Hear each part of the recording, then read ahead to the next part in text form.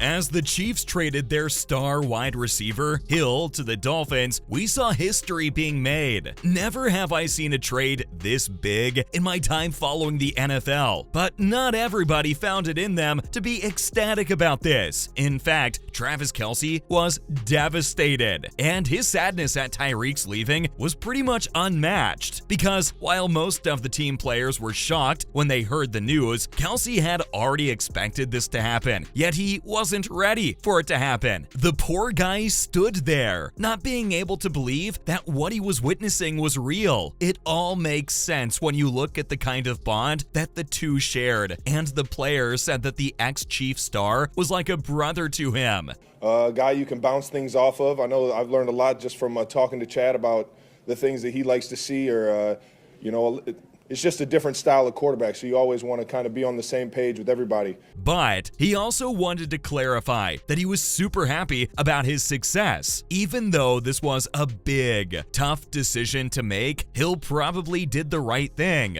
by moving over to the Miami Dolphins. Still, it seems that the player loved his former teammate a bit too much to let it go. It's quite rare to see a player leave such a strong impression behind him when he leaves. It only ever happens in the most exceptional cases. But there's a big reason why Travis got so attached to him in the first place. He was literally the star of the team. Tyreek was always the one that somehow managed to get all the attention on the field. And with his exceptionally great talent at what he did, the Chiefs player knew the place he held in the team and how important he really was for them. It's me and him on the same page, him just telling me, hey Reek, if we get a certain coverage, I want you here on I need you on this side of the hash. I need you here, here and here and stuff like that. So just us being able to recognize, things together. While talking about it, Kelce explained how his being around just made his life a hell of a lot easier. So it's safe to say that he cast the entire team in a good light, not just himself. And obviously with him leaving, it must have been super hard for the team to cope with it. But there was more to it, including the fact that he simply found him to be a great guy to have around. He made things seem better just by being present, and that's the kind of person you'd want in your team above everything else, because there's nothing more important than high morale and some good vibes to keep things going, even if stuff gets stressful at some point. But nobody can find it within them to question Hill for his decision to be traded because of one simple fact. He's out there getting the big bucks with the Dolphins, and Kelce made it clear that even though the player's decision was earth-shattering for him, he really couldn't blame the guy. He has ended up with so much money. Anyone would do exactly what he did if they were in his shoes. I mean, could you say no to being paid $30 million